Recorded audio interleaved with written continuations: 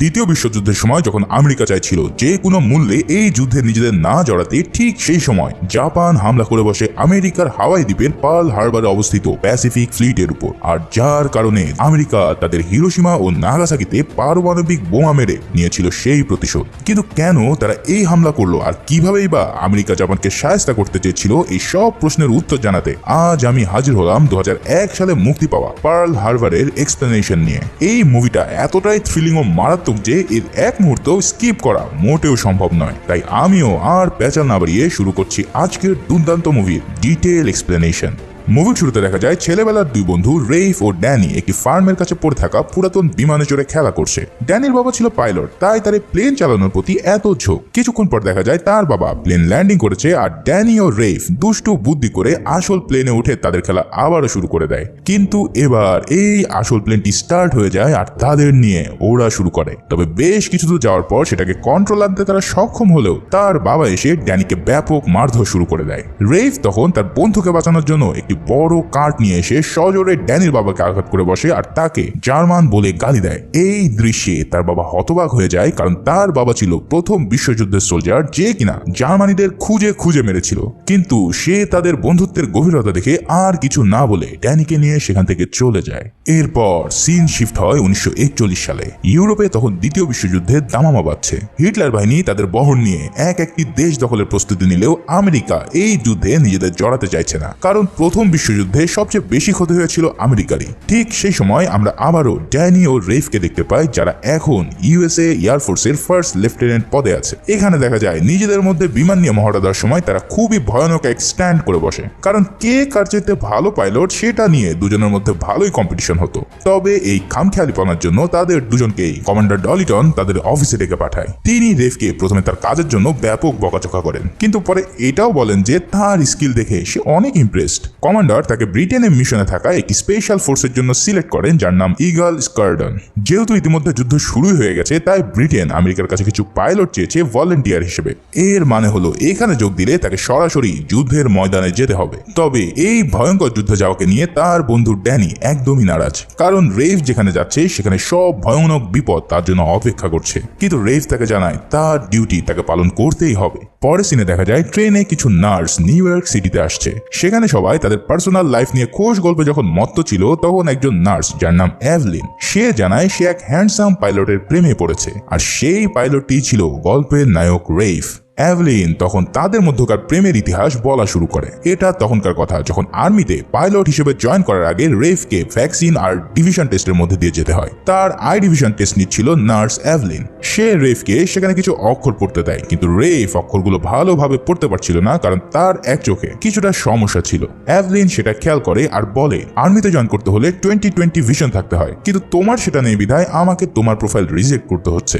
রেইফ এভলিনকে বলে সে আর্মিতে পাইলট হিসেবে থাকতে চায়, আর ফাইল ঘাটলে দেখা যাবে সেই এখনকার অন্যতম বেস্ট পাইলট। তাকে এই আই টেস্টে ফেল না করিয়ে দেওয়ার জন্য রেইফ এভলিনকে অনেক অনুরোধ করতে থাকে। এভলিনও তার এই আকুত মিনতি দেখে তার উপর কনভিন্স হয় এবং তাকে পাশ করিয়ে দেয়। এটা দেখে তো রেইফ পুরোই তার প্রতি ফিদা হয়ে যায়, আর সে জানায় এখন থেকে এভলিন তার কাছে সুপার হিরো। রেইফ ইতিমধ্যে এভলিনকে পছন্দ করে ফেলেছে, আর সে তাকে ডেট করার প্রপোজাল করে বসে। এভলিনও তার অফারে সাড়া দিয়ে দেয়, কারণ সেও ক্ষণিকের মধ্যে তার মন দিয়ে ফেলেছে রেইফকে। এভলিনের এই রোমান্টিক স্টোরি শেষ হতেই তাদের ট্রেনও প্ল্যাটফর্মে পৌঁছে যায়। ট্রেন থেকে নেমেই এভলিনের দেখা হয় রেইফের সাথে। এরপর তার একটি বড় পার্টিতে অ্যাটেন্ড করে, আর রেইফ ও এভলিন পার্টিতে অনেক রোমান্টিক সময় কাটায়। পার্টি থেকে ফিরে এসে রেইফ এভলিনকে জানায় আগামীকালই সে যুদ্ধের জন্য রওনা হচ্ছে। এভলিন তার এই কথা কোনোভাবেই মানতে পারে না। সে কান্নায় ভেঙে পড়ে, কিন্তু রেইফ তাকে বোঝায় একজন সৈনিকের জন্য রেইফের গন্তব্যস্থল শুধুমাত্র যুদ্ধক্ষেত্র। রেইফ এভলিনকে বলে সে অবশ্যই তার জন্য হলেও এখানে ফিরে আসবে। এছাড়াও সে বলে তুমি কালকে আমাকে বিদায় দিতে আসবে না, কারণ তুমি এলে আমি তোমার দিকে তাকিয়ে যুদ্ধে যেতে পারবো না। পরের দিন শেষ বিদায়ের সময় সেখানে ড্যানি উপস্থিত হয়, আর রেইফ তাকে পরম আবেগে বিদায় জানায়। রেইফ ট্রেনে উঠলে দেখা যায় এভলিন তাকে বিদায় জানাতে এসেছে। সে নিজেকে ধরে রাখতে পারেনি দেখে রেইফ বুঝতে পারে এভলিন তাকে সত্যিকার ভাবেই ভালোবাসে। তবে এই ভালোবাসা তাকে যে কোন পরিস্থিতিতে নিয়ে যাবে তা তোমরা কল্পনাও করতে পারবে না। যাই হোক, পরের দিন রেফ পৌঁছে যায় ইংল্যান্ডে, কিন্তু সেখানে উপস্থিত হয়ে সে বোঝা যায় যে ব্রিটেনের অবস্থা কি শোচনীয়। প্রতিদিন তাদের অসংখ্য পাইলট মারা পড়ছে নাৎসি বাহিনীর হাতে। এমনকি রেফকে যে প্লেনটি দেওয়া হয়েছিল সেটার পাইলটও কিছুক্ষণ আগে প্রাণ দিয়েছে জার্মানিদের হাতে। তার মানে এই মিশন এখন রেফের জন্য হয়ে গেছে একটি সুইসাইড মিশন। অন্যদিকে দেখা যায় যে এই যুদ্ধের মধ্যেই জাপান কিছু একটা বড়সড় প্ল্যান করছে আমেরিকার বিরুদ্ধে। এখানে তোমাদের কিছু বিষয় জানিয়ে রাখি। দ্বিতীয় বিশ্বযুদ্ধে হিটলার যেমন পুরো ইউরোপকে দখল করে নিজেদের সাম্রাজ্য করতে চেয়েছিল, ঠিক সেভাবেই এশিয়াতে জাপান চেয়েছিল পুরো এশিয়াকে দখল করে একটি সাম্রাজ্য করতে। সেই প্ল্যান অনুসারে তারা অনেক দেশ যেমন মালয়েশিয়া, ফিলিপাইন, চীন, মায়ানমার, সিঙ্গাপুর, এমনকি ইন্ডিয়ার আন্দামানও দখল করে নেয়। এই সব কাহিনী দেখে আমেরিকা জাপানের উপরে বাণিজ্যিক নিষেধাজ্ঞা দেয়, যেখানে তারা জাপানকে তেল সরবরাহ বন্ধ করে দেয়।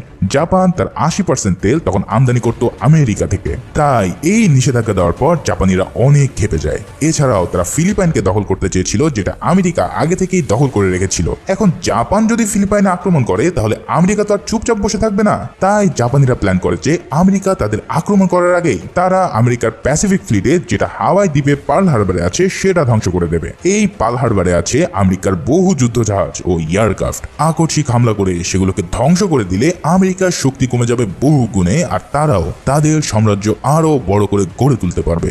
এটাই ছিল পার্ল হারবারে আক্রমণ করার প্রধান কারণ। আর এই প্ল্যান অনুসারে তৎকালীন জাপানের নেভি মার্শাল অ্যাডমিরাল ইয়ামামাতো প্ল্যান শুরু করে কিভাবে তারা সিঙ্গেল অ্যাটাকেই শেষ করে দেবে আমেরিকার গর্ব ও শক্তির প্রতীক পার্ল হারবারকে।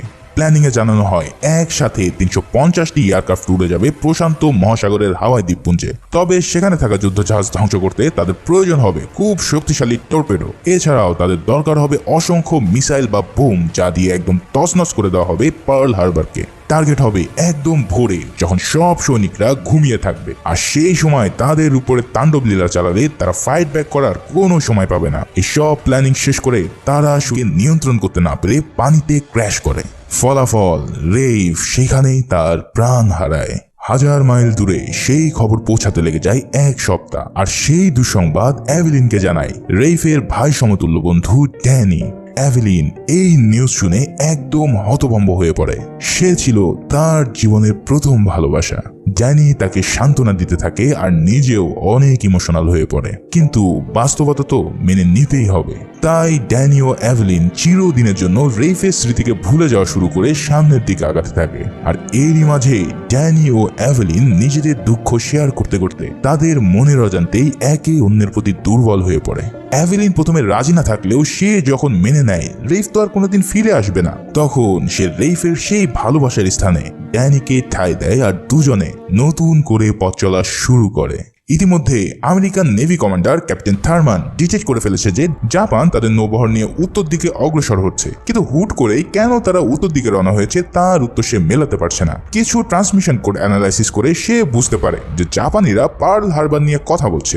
থারমান ইন্ডিকেট করে যে জাপানিরা হয়তো পার্ল হারবার নিয়ে কিছু প্ল্যান করছে, কিন্তু তার কমান্ডার সেটা মানতে নারাজ, কারণ ইতিমধ্যে জাপানিরা আমেরিকানদের সাথে শান্তি চুক্তি করেছে এবং সব সময় নিজেদেরকে একে অপরের বন্ধু বলে দাবি করছে। তারপরেও থারমান তার অ্যানালাইসিস চালিয়ে যেতে থাকে আর কিছুদিন পর আবারও রিপোর্ট করে যে তাদের রাডার সীমানায় আর কোনো জাপানি যুদ্ধজাহাজ বা ক্যারিয়ার তারা দেখতে পাচ্ছে না। থারমান অনেকগুলো স্পট প্রিডিক্ট করে যে জাপানিরা হয়তো এই সব স্থানে তাদের যুদ্ধজাহাজ নিয়ে যেতে পারে। থারমান তার ক্যাপ্টেনকে জানায় জাপানিরা নিশ্চয়ই পার্ল হারবারের দিকে এগিয়ে আসছে, কিন্তু তাদের কমান্ডার জানায় জাপান থেকে পার্ল হারবারের দূরত্ব 4500 মাইল। এত দূর থেকে কোনো দেশে হামলা করা এক প্রকার ইম্পসিবল। তাই এই থিওরি সেই কমান্ডার উড়িয়ে দিয়ে আরো ভালো করে তাকে রিসার্চ করতে বলে। পরে সিনে দেখা যায় অ্যাভেলিনকে, সে তার রুমে বসে রেফের দেওয়া গিফট গুলো দেখছিল, কিন্তু ঠিক সেই সময় দরজায় হাজির হয় স্বয়ং রেফ। কি অবাক হয়ে গেলে? আসলে মরা মানুষ যখন সামনে হাজির হয় তখন যে কেউই অবাক হতে বাধ্য হয়। অ্যাভেলিনেরও ঠিক তাই হয়। রেফ যখন তাকে জানায় তার প্লেন ক্র্যাশ হয়েছিল ঠিকই, কিন্তু সে কোনো মতে সেখান থেকে বের হয়ে সমুদ্রে যখন ভাসতে থাকে তখন একটি ফ্রেঞ্চ মাছ ধরা ট্রলার এসে তাকে উদ্ধার করে ফ্রান্সে নিয়ে যায়, যার ফলে সে আর কোনো যোগাযোগ করতে পারেনি তাদের সাথে। এই সব কথা শুনে অ্যাভেলিন ভয়ে দুঃখে কান্নায় ভেঙে পড়ে আর রেফের কাছে ক্ষমা চাইতে থাকে। রেফ তো বুঝে উঠতে পারছে না অ্যাভেলিনের কি হয়েছে, কিন্তু বাইরে যখন তার বন্ধু ড্যানিকে সে দেখতে পায় তখনই সে বুঝতে পারে যা হবার তা ঘটে গিয়েছে। মানে একবার চিন্তা করো, এমন পরিস্থিতিতে তুমি থাকলে তুমি কি করতে? ড্যানি রেফকে ডাকতে যায়, কিন্তু রেফ তাকে বলে নিজের থেকে দূরে থাকতে, আর এই বলে সেখান থেকে চলে যায়। এরপর রেফকে দেখা যায় একটি বারে তার অন্যান্য বন্ধুদের সাথে ড্রিঙ্কস করতে। ড্যানিও সেখানে গিয়ে উপস্থিত হয় আর সে রেফের সাথে কথা বলতে চায়, কিন্তু রেফ তার সাথে কথা না বলে তাকে অ্যাভিলিনের ব্যাপারে উপহাস করতে থাকে। সে বলে বন্ধুর মরার সুযোগ নিয়ে তার গার্লফ্রেন্ডের সাথে বিছানা শেয়ার করা খুব মজা, তাই না? এই সব কথার মাঝে হঠাৎই ড্যানি রেগে গিয়ে রেফকে একটি ঘুষি মেরে দেয়। তখনই দুজনের মধ্যে তুমুল মারামারি লেগে যায়, আর পুলিশের আগমন দেখে রেফ ও ড্যানি দুজনেই বাইরে এসে গাড়িতে করে একটি নিরিবিলি অঞ্চলে চলে যায়। পরিস্থিতি যখন একটু শান্ত হয় তখন ড্যানি রেফকে বলে তারা ধরেই নিয়েছিল রেফ হয়তো মারা গেছে, আর অ্যাভিলিনও সে সময় অনেক অসহায় ছিল, তাই ড্যানি তাকে সামলাতে গিয়ে তার সাথে প্রেমে জড়িয়ে পড়েছে। ড্যানি তখন জানায় সে কোনো না কোনো একটা সলিউশন বের করবে যাতে সবকিছু ঠিকঠাক হয়ে যায়, কিন্তু রেফ বলে আমার মনে হয় না আর সবকিছু আগের মতন ঠিক হবে। সেদিন ছিল 1941 সালের 7ই ডিসেম্বর। জাপানিরা তাদের কামিকাজি পাইলট ইউনিটকে পার্ল হারবারে অ্যাটাক করার জন্য অর্ডার দিলে তারা একসাথে মোট 353টি প্লেন নিয়ে রওনা হয় হাওয়াইয়ের দিকে। পাখির মতন শত শত প্লেন তাদের ক্যারিয়ারে মিসাইল ও উন্নত টর্পেডো নিয়ে এগিয়ে চলে হনুলুলুর দিকে। এছাড়াও তারা একটি সাবমেরিন পাঠায় আমেরিকার জল সীমানায়। সেটা অবশ্য একটি প্ল্যানিং ছিল আমেরিকানদের ফোকাস ঘোরানোর জন্য। সাবমেরিনটিকে আমেরিকান যুদ্ধজাহাজ ধ্বংস করে দেয়, আর এই রিপোর্ট দ্রুতই চলে যায় হোয়াইট হাউসে। কিন্তু ততক্ষণে বড্ড দেরি হয়ে গেছে। শত শত প্লেন একযোগে ঢুকে পড়ে হাওয়াই দ্বীপের উপর। এছাড়াও সব সৈনিক রবিবার হওয়ার কারণে তখন বেভোর ঘুমে আচ্ছন্ন, আর এই সুযোগেই জাপানিরা শুরু করে এক মহাজাগতিক ধ্বংসলীলা। কিছু বুঝে ওঠার আগেই মুহু বোমের আঘাতে সব জাহাজগুলো ধ্বংস হওয়া শুরু হয়। এছাড়াও প্লেন থেকে পানিতে ছোড়া হয় টর্পেডো, যেগুলো সজোরে গিয়ে ধ্বংস করা শুরু করে যুদ্ধ জাহাজের তলদেশ। একযোগে এমন বিস্ফোরণে সবাই পুরো হতভম্বের মতো দিক বিদিক ছোড়া শুরু করে দেয়। এর বাইরে প্লেনের উপর থেকে শুরু হয় হেভি মেশিন গানের ফায়ারিং, যা মুহূর্তের মধ্যেই শেষ করে দিতে থাকে বাইরে দাঁড়িয়ে থাকা সব মানুষদের। চোখের সামনে একে একে সব জাহাজগুলো হয়ে ওঠে এক একটি আগুনের গোলায়। ওদিকে এই বিস্ফোরণের শব্দে ঘুমিয়ে থাকা রেফ ও ড্যানি জেগে উঠে দেখতে পায় জাপানিরা তাদের উপর বিমান হামলা করেছে। দ্রুত তারা একটি সাংবাদিককে রেস্কিউ করে গাড়ি চালিয়ে যেতে থাকে তাদের এয়ারবেজের দিকে। কিন্তু জাপানিরা পার্ল হারবারে সবচেয়ে শক্তিশালী যুদ্ধ জাহাজ ইউএসএস অ্যারিজোনার উপরে এমন এক বোম নিক্ষেপ করে যে যেটার বিস্ফোরণে এই যুদ্ধ জাহাজটি পুরো ধ্বংস হয়ে পানিতে ডোবা শুরু করে। এখানে যেই অ্যাটাকের সিন দেখানো হয়েছে তা দেখে মনে হবে যেন নিজের চোখের সামনে আসল যুদ্ধ দেখছো। যাই হোক, জাপানিদের এই অ্যাটাকে তৎক্ষণাৎ বহু নাবিক ও সৈন্য সেখানেই মারা পড়ে, আর বাকিরা প্রাণ ভয়ে পানিতে ঝাঁপ দেওয়া শুরু করে। প্রথম ফেজের অ্যাটাকের পর জাপানি এয়ারফোর্স এবার তাদের সেকেন্ড ওয়েভ শুরু করে দেয়। এবার তাদের টার্গেট এয়ারবেস ও বেসামরিক নাগরিকদের উপর। অ্যাভেলিন এই হামলা দেখে বুঝে ফেলে মারাত্মক কিছু হচ্ছে, তাই সে তার সব নার্সদের নিয়ে রওনা হয় হসপিটালের দিকে। কিন্তু তাদের যাওয়ার পথে আকাশ থেকে শুরু হয় এক মহা গোলাবর্ষণ। সেই গোলাবর্ষণে মুহূর্তে প্রাণ হারাতে থাকে শত শত মানুষ। অন্যদিকে রেফ ও ড্যানি যখন এয়ারবেজে আসে তখন দেখা যায় জাপানিরা ইতিমধ্যে তাণ্ডব লীলা চালিয়ে তাদের সব এয়ারক্রাফট গুলোকে ধ্বংস করে দিচ্ছে। ড্যানি আর রেফ অনেক চেষ্টা করতে থাকে যে যেভাবেই হোক একটি প্লেনে উঠে তাদের প্রতিহত করবে, কিন্তু জাপানিদের আক্রমণ এতটাই তীব্র ছিল যে সেটা করা কোনোভাবেই সম্ভব হচ্ছিল না। সেখানে তাদের সাথে দেখা হয় একজন সার্জেন্টের সাথে, যে গুলি করে প্লেনগুলোকে ক্র্যাশ করার চেষ্টা করছিল। রেফ আর ড্যানি তাদের সাথে কথা বলে নিজেরাও বন্দুকের এমো নিয়ে আসে, আর তারা বাংকারের আড়ালে লুকিয়ে অপেক্ষা করতে থাকে। তাদের মাথার উপর দিয়ে জাপানি বোম্বার প্লেনগুলো উড়ে যায়, কিন্তু রেফ সবাইকে নিচু হয়ে থাকতে বলে আর গুলি চালাতে নিষেধ করে। জাপানি প্লেনগুলো তাদের দেখতে না পেয়ে অন্য পাশে চলে যায়। রেফ তখন সবাইকে গ্রাউন্ডে থাকা প্লেনগুলো নিয়ে জাপানিদের সাথে ইয়ার টু ইয়ার কম্ব্যাটে যেতে বলে। সে সবাইকে বুঝিয়ে দেয় যে কিভাবে ফ্লাই করতে হবে। জাপানি প্লেনগুলো অন্য পাশে যাওয়া মাত্রই সবাই বাংকার থেকে দ্রুত বেরিয়ে আসে। তারা দৌড়ে গ্রাউন্ডে থাকা বিমানগুলোর কাছে পৌঁছানোর চেষ্টা করে, কিন্তু জাপানিরা উপর থেকে তাদের দেখে ফেলে আবারও গোলাবর্ষণ শুরু করে দেয়। রেফ তখন ড্যানিকে সেখান থেকে সরিয়ে নিয়ে যায়, আর দুজনে দ্রুত একটি বিমানে উঠে পড়ে। ড্যানির এক বন্ধু প্লেনে উঠতে গেলেই পিছন থেকে 3টি জাপানি ফাইটার এসে তার প্লেনটিকে পুরো ধ্বংস করে দেয়। রেফ তখন ড্যানিকে দ্রুত প্লেন স্টার্ট দিতে বলে, আর তারা দুজনে দুটো প্লেন নিয়ে উড়ে চলে আকাশে। জাপানি প্লেনগুলো থেকে নিচে থাকা সব প্লেনের উপরে একের পর এক বোমা ফেলে সবগুলোকে পুরোপুরি ধ্বংস করে দেয়। পুরো জায়গাটা পরিণত হয় ধ্বংসস্তূপে। এদিক ওদিক ছড়িয়ে পড়ে অসংখ্য বিমানের ভাঙা টুকরো। রেইফ আর ড্যানি যখন তাদের বিমান নিয়ে আকাশে উড়ে যায় তখন দেখা যায় তাদের পিছনে অনেকগুলো জাপানি প্লেন তাদের ধাওয়া করে এগুচ্ছে। জাপানিরা পিছন থেকে মুহু মুহু গুলি চালাতে থাকলেও ড্যানি ও রেইফ তাদের কঠিন স্কিল দেখিয়ে সেগুলো কাটাতে সক্ষম হয়। এরই মাঝে রেইফ একটি প্ল্যান করে ফেলে আর ড্যানিকে বলে, তুমি আর আমি আলাদা ডিরেকশনে এনিমিদেরকে নিয়ে যাব, এতে করে তাদের টার্গেট করতে আমাদের সুবিধা হবে। এই বলে তারা দুজন দুই দিকে চলে যায় আর জাপানিরাও ভাগ হয়ে তাদেরকে ধাওয়া শুরু করে। ধাওয়ার এক পর্যায়ে ড্যানি ও রেইফ ঘুরে এসে এমন এক পজিশনে চলে আসে যেখানে তারা সামনাসামনি পড়ে যায়। সেই মুভির প্রথম দিকে আমরা যেই স্ট্যান্ড করতে দেখেছিলাম তারা এবার ঠিক সেম স্ট্যান্ড করে, আর এর ফলে জাপানি প্লেনগুলো কিছু বুঝে ওঠার আগেই একে অপরের সাথে ক্র্যাশ করে সেখানেই ভূপাতিত হয়। অন্যদিকে পার্ল হারবারে যে সকল জাহাজগুলো এখনো ভালো ছিল সেগুলো থেকেও ফায়ারিং শুরু হলে একের পর এক জাপানি বিমানগুলো ধ্বংস হওয়া শুরু করে। এখানে এমন কিছু সিন দেখানো হয়েছে যা দেখার পর তুমি নিজেও থ বনে যাবে কয়েক মিনিটের জন্য। এবার অবস্থা বেগতিক দেখে বাকি জাপানি প্লেনগুলো পালানোর চেষ্টা করে। রেইফ এবং ড্যানি বিমানগুলোর পিছু নেয়। ড্যানি একটি বিমানের উপরে ফায়ারিং করে সেটাকে আকাশেই উড়িয়ে দেয়। এই দৃশ্য দেখে নিচে পানিতে থাকা লোকজন আনন্দে চিৎকার করে ওঠে। ড্যানি ও রেইফ এবার আরো দুটো বিমানের পিছু নিয়ে নেয়। রেইফ তার দারুণ পাইলটিং দক্ষতায় আরো একটি বিমানকে সেখানেই ধ্বংস করে ফেলে, আর তা দেখা দেখি ড্যানিও তার দারুণ স্কিলের সাহায্যে অন্য বিমানটিকে ক্র্যাশ করে ফেলে দেয় সমুদ্রে। এভাবে তারা শত্রুদের পুরোপুরি নাস্তানুভূত করে বেইজে ফিরে আসে। এদিকে জাপানিদের কাছে হামলার রিপোর্ট চলে আসলে তারা জানতে পারে তাদের 350টা বিমানের মধ্যে মাত্র 29টি বিমান ক্র্যাশ করেছে, যেটা তাদের ধারণার চেয়ে অনেক কম ক্ষয়ক্ষতির। এবার তারা ফাইনাল অ্যাটাক করতে চায়, কিন্তু অ্যাডমিরাল ইয়ামামাতো জানায় আমেরিকানদের যা চমক দেখানো তা তারা দিয়ে ফেলেছে, আর হামলা না চালিয়ে সব প্লেনকে ক্যারিয়ারে চলে আসার জন্য সে নির্দেশ দেয়। তার কথা মতো আর কোনো হামলা না করে সব প্লেনগুলো আবারও তাদের ফ্লিটে ব্যাক করা শুরু করে। এদিকে যুদ্ধ থেমে গেলে দেখা যায় পুরো পার্ল হারবার হয়ে উঠেছে রক্তে রঞ্জিত। তাদের গর্বের ব্যাটেলশিপ ইউএসএস আরিজোনায় প্রায় 1000 নাবিক নিয়ে ডুবে যায় সমুদ্রের অতল গহ্বরে। অন্যদিকে এই হামলায় আহত সৈনিকদের চিকিৎসা দিতে দিতে নার্সরা প্রচুর হিমশিম খেয়ে যায়। জাপান যখন এই যুদ্ধের বিজয়ে উল্লাস করছে তখন অ্যাডমিরাল জানায়, আমরা যুদ্ধে জয়লাভ করেছি, কিন্তু এর বিনিময়ে এক ঘুমন্ত দানবকে আমরা জাগিয়ে দিয়েছি। আচ্ছা, তোমরা কি ভাবছো মুভি কি এখানেই শেষ? আরে না, সামনে যে আরো কত ভয়ানক কাহিনী আছে তা দেখতে হলে ভিডিওটির একদম শেষ পর্যন্ত দেখতে থাকো।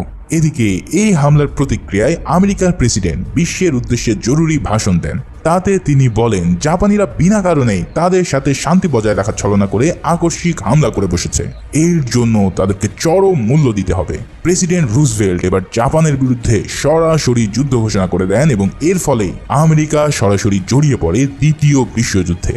প্রেসিডেন্ট এবার দেশের সব বড় বড় ডিফেন্স ফোর্সের প্রধানদের নিয়ে এক জরুরি মিটিংয়ে বসেন। সেখানে সবাই মিলে আলোচনা করতে থাকে কিভাবে জাপানকে এই হামলার উচিত জবাব দেওয়া যায়। সবার একই কথা, এই প্রশান্ত মহাসাগর পাড়ি দিয়ে যুদ্ধ চালানো এক প্রকার অসম্ভব, কারণ জাপান থেকে আমেরিকা বহু দূরে, আর সমুদ্র পাড়ি দিয়ে তো পুরো আর্মি ফোর্সকে সেখানে নিয়ে যাওয়া সম্ভব হবে না। তাই আমাদের মনে হয় এই মিশন অন্য কোনোভাবে চিন্তা করা উচিত। কেউ যখন কোনো ভালো আইডিয়া দিতে পারছিল না আর যখন তারা বলছিল এই হামলা করা ইম্পসিবল, তখন হুইল চেয়ারে বসা প্রেসিডেন্ট রুজভেল্ট রাগ করে দাঁড়িয়ে পড়ে আর বলে, আমি খোড়া হয়ে যদি দাঁড়াতে পারি তাহলে তোমাদের মুখ থেকে আমি এই অসম্ভব শব্দটি আর শুনতে চাই না। সবাই এই দৃশ্য দেখে মোটিভ হয়ে পড়ে আর শুরু করে জাপানে হামলার প্ল্যানিং। পরের সিনে দেখা যায় সবাই উপস্থিত হয়েছে মারা যাওয়া সৈনিকদের শেষকৃত্যে। প্রায় 2400 জন নাবিক, সেইলার, সেনা ও বেসামরিক নাগরিক প্রাণ হারায় এই হামলায়। সেই অনুষ্ঠানে হঠাৎ একজন মেজর এসে ড্যানি ও রেইফকে জানায় তাদের জন্য একটি সিক্রেট মিশন ক্রিয়েট করা হয়েছে, যার দায়িত্বে আছে ক্যাপ্টেন ডলিটল। তারা ক্যাপ্টেনের কাছে পৌঁছালে তিনি জানান এটা এমন এক মিশন যার কোনো ডিটেলস তোমরা পাবে না, কোথায় হবে, কেন হবে, এই সব কিছুই তোমরা জানতে পারবে না। শুধু এটাই মাথায় রাখো যে তোমাদের এই মিশন থেকে বেঁচে ফেরার চান্স একদম নেই বললেই চলে। যদি রাজি থাকো তাহলে জয়েন করতে পারো। এই সব শুনেও রেইফ ও ড্যান এক বাক্যে রাজি হয়ে যায় মিশনে যাওয়ার জন্য। এরপর রেইফ তার মিশনে যাওয়ার জন্য তৈরি হতে থাকে। তখন সেখানে অ্যাভেলিন এসে হাজির হয়। অ্যাভেলিন তখন জানতে পারে যে তারা দুজন একটি সিক্রেট সুসাইড মিশনে যাচ্ছে। এই সব শুনে অ্যাভেলিন রেইফকে জানায় সে ড্যানের বাচ্চার মা হতে চলেছে, কিন্তু এটা সে এখনো ড্যানকে জানায়নি। অ্যাভেলিন জানায় সে তার প্রথম ভালোবাসা রেইফকে কখনোই ভুলতে পারবে না, কিন্তু এই সন্তানের দিকে তাকিয়ে সে ড্যানকেও কোনোদিন ছাড়তে পারবে না। তাই সে সিদ্ধান্ত নেয় যে ড্যান ও রেফের মধ্যে সে ড্যানকে নিজের জীবন সাথী করে নেবে। এই সব কথা শুনে রেফ অনেক হতাশ হয়ে পড়লেও সে নিজেকে সান্ত্বনা দেয় বাস্তবতার কথা চিন্তা করে।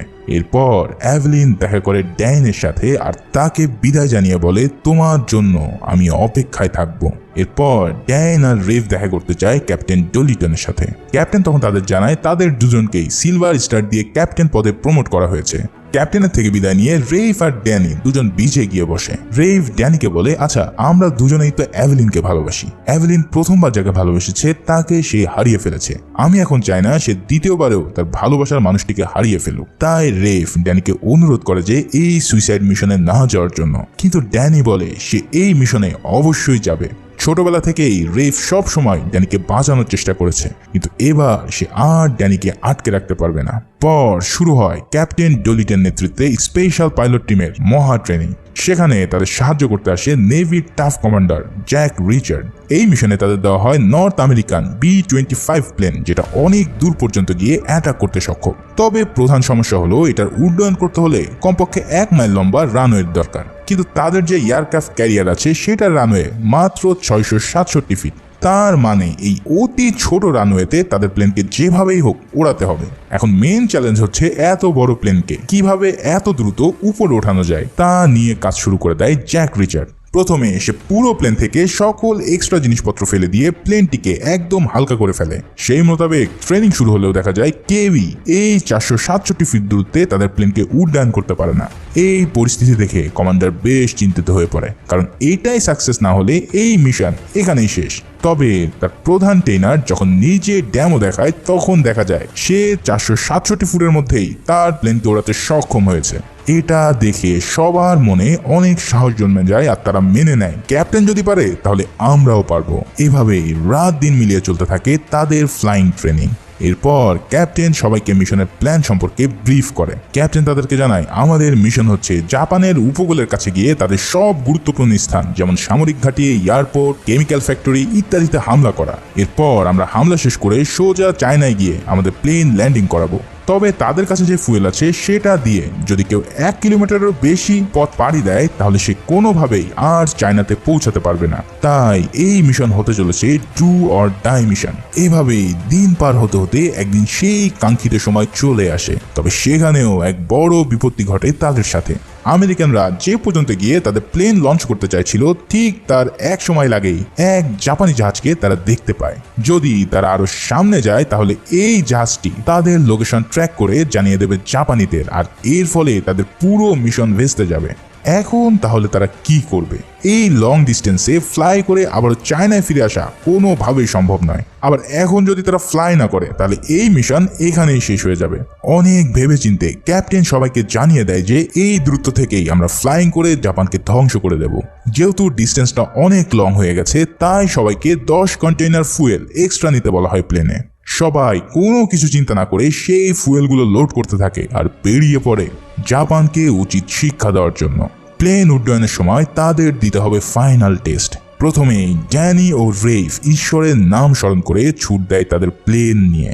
ঠিক 460 ফিটের মাথায় তারা তাদের প্লেনকে ফ্লাই করতে সক্ষম হলে পুরো টিম আনন্দে ফেটে পড়ে, আর এরপর একে একে সবাই এই ছোট্ট রানওয়েতেই উড়িয়ে দেয় B-25 বোমারু বিমানকে। তাদের এই বড় চ্যালেঞ্জকে সাকসেস করে তারা বিদ্যুৎ গতিতে ছুটতে থাকে টোকিওর উদ্দেশ্যে। আর কিছুক্ষণের মধ্যেই চলতে চলেছে ব্যাপক তাণ্ডব লীলা। তাদের টার্গেটের কাছে পৌঁছানো মাত্রই শুরু হয়ে যায় এক ভয়ানক বোম্বিং মিশন। মুহূর্তের মধ্যেই জাপানের সবচেয়ে বড় ট্যাঙ্ক ম্যানুফ্যাকচারার কারখানায় তারা উড়িয়ে দেয় বিশাল বিশাল বোম ফেলে। এই বোম্বিং শেষ করে তারা চলে যায় সামরিক ঘাঁটিতে অ্যাটাক করার জন্য। তবে সেখানে গিয়ে তাদের পড়তে হয় জাপানিদের ডিফেন্সের মধ্যে। জাপানিরা তাদের 50 ক্যাল ম্যাগাজিন দিয়ে একের পর এক ফায়ারিং করতে থাকে আমেরিকান প্লেনদের উপর। তারা আসলে বুঝতে পারেনি যে জাপানিরা এত বড় ডিফেন্স তাদের সামনে করবে। এই হামলায় তাদের কয়েকটি প্লেন বিধ্বস্ত হয় এবং সেই সাথে রেফের প্লেনে ফায়ারিং এর কারণে তার ড্যামেজ হওয়া শুরু করে। আর কোনো উপায় না দেখে তারা মিশন অ্যাবর্ট করে এবং চায়নার উদ্দেশ্যে রওনা দিয়ে দেয়। ঠিক মাঝামাঝি আসার পর তারা বুঝতে পারে তাদের কাছে যা ফুয়েল ছিল সব ফুরিয়ে এসেছে। চারিদিকে ধু ধু পানি ছাড়া আর কিছুই দেখা যাচ্ছে না। এমন অবস্থায় যদি তাদের ফুয়েল শেষ হয়ে যায় তাহলে মৃত্যু ছাড়া আর কোনো পথ তাদের সামনে খোলা থাকবে না। অনেকটাই আশাহত হয়ে রেইফ ও ড্যানি হাল ছেড়ে দিয়ে মৃত্যুর জন্য প্রস্তুতি নিতে থাকে। কিন্তু হুট করেই রেইফ দেখতে পায় সামনেই সমতল ভূমি দেখা যাচ্ছে। সবাই আনন্দে আত্মহারা হয়ে সেদিকে ছুটতে শুরু করে, কিন্তু যেই না তারা ওই ল্যান্ডের কাছে পৌঁছেছে তখন তারা দেখতে পায় এখানে জাপানিরা ঘাঁটি মেরে বসে রয়েছে। আর কোনো উপায় না দেখে রেইফ একটি বিশাল হার্ড ল্যান্ডিং করে তার প্লেনটিকে মাটিতে অর্ধ বিধ্বস্ত অবস্থায় ল্যান্ডিং করে বসে। এই প্লেনের সবাই গুরুতর আহত হয়ে পড়ে এই ল্যান্ডিং এর কারণে। এরই মাঝে সেখানে জাপানি সেনারা উপস্থিত হয়ে তাদের উপরে ফায়ারিং শুরু করে দেয়। রেইফের কাছে থাকা পিস্তল দিয়ে সে তাদের প্রতিহত করার অনেক চেষ্টা করতে থাকে, কিন্তু তারা সংখ্যায় অনেক বেশি হওয়ায় রেইফের সামনে সারেন্ডার করা ছাড়া আর কোনো পথ বাকি থাকে না। ঠিক সেই সময় দেখা যায় ড্যানি তার প্লেন নিয়ে হাজির হয়েছে আর উপর থেকে হেভি মেশিন গান দিয়ে গুলি করে সব জাপানিদেরকে কিল করা শুরু করে। তবে ড্যানি শেষমেশ তার প্লেনকে কন্ট্রোল করতে না পেরে মাটিতে আছড়ে পড়ে। রেইফ দৌড় দিয়ে গিয়ে গোলাগুলির মধ্যেই ড্যানিকে মাটি থেকে তুলে আনে, কিন্তু ততক্ষণে সেখানে জাপানিরা চলে আসে আর রেইফকে ধাক্কা দিয়ে মাটিতে ফেলে দেয়। তারা ড্যানিকে বেঁধে ফেলে আর রেইফ তখন পাশে পড়ে থাকে একটি পিস্তল তুলে নিয়ে জাপানিদের উপরে আকস্মিক হামলা করে বসে। সে দুজনকে গুলি করে মারে ঠিকই, কিন্তু হঠাৎই অন্যান্য জাপানিরা তার উপরে গুলি চালানো শুরু করে। এটা দেখে ড্যান রেইফকে বাঁচানোর জন্য তার সামনে এসে দাঁড়ালে ড্যানের বুক ঝাঁঝরা হয়ে যায় জাপানিদের বন্দুকের গুলিতে। রেইফ দ্রুত পড়ে থাকা আর একজন জাপানিজের পিস্তল নিয়ে বাকিদের গুলি করে সেখানেই খতম করে দেয়। ততক্ষণে ড্যানের অবস্থা অনেক শোচনীয় হয়ে পড়েছে। রেইফ তখন ড্যানকে নিজের কোলে তুলে নেয় আর জানায় তাকে যেভাবেই হোক বাঁচতে হবে, কারণ সে বাবা হতে চলেছে। এটা শুনে ড্যানি অনেক কান্নায় ভেঙে পড়ে আর রেইফকে বলে সে যেন তার সন্তানকে নিজের সন্তানের মতো করে দেখে। এই বলে রেইফের কোলে ড্যানি তার শেষ নিঃশ্বাস ত্যাগ করে। এভাবেই দেশের তরে ও বন্ধুর জীবন বাঁচাতে ড্যানি তার জীবন উৎসর্গ করে এক অনন্য উদাহরণের সৃষ্টি করে। পরের সিনে দেখা যায় মিশন শেষ করে বিমানে করে পাইলটরা ফিরে এসেছে আর এভেলিন সেখানে দাঁড়িয়ে রেইফ ও ড্যানির জন্য অপেক্ষা করছে। এভেলিন বিমান থেকে রেইফকে বের হয়ে আসতে দেখলে সে অনেক খুশি হয়ে যায়, কিন্তু বিমান থেকে ড্যানি বের হয়ে আসে না। তার বদলে রেইফ বের করে আনে একটি সাদা কফিন। এভেলিনের বুঝতে বাকি থাকে না যে ড্যান আর বেঁচে নেই। সে গিয়ে রেইফকে জড়িয়ে ধরে আর কাঁদতে থাকে। এই ভয়াবহ যুদ্ধ শেষে এই যুদ্ধের নার্স হিসেবে অবদান রাখার জন্য এভেলিন ও রেইফকে তাদের হিরোইক ব্যাটেলের জন্য প্রেসিডেন্ট নিজে সিলভার বেস প্রদান করে। এই পার্ল হারবার অ্যাটাকের কারণে 1945 সালে জাপানকে দিতে হয়েছিল এক বিভীষিকাময় মাসুল। 6 আগস্ট 1945 সালে জাপানের হিরোশিমায় আর 9 আগস্ট নাগাসাকিতে ফ্যাটম্যান ও লিটল বয় নামের দুটো পারমাণবিক বোমা হামলা চালিয়ে প্রায় 2 লক্ষ মানুষের প্রাণ কেড়ে নেয় আমেরিকান প্রশাসন। কে জানতো এই দানবের ঘুম ভাঙিয়ে জাপান একদিন সম্মুখীন হবে পৃথিবীর সবচেয়ে নিকৃষ্ট হামলায়। আজকের ভিডিওটি কেমন লেগেছে তা অবশ্যই জানিও, আর সেই সাথে ভিডিওটিতে লাইক ও শেয়ার করে সবাই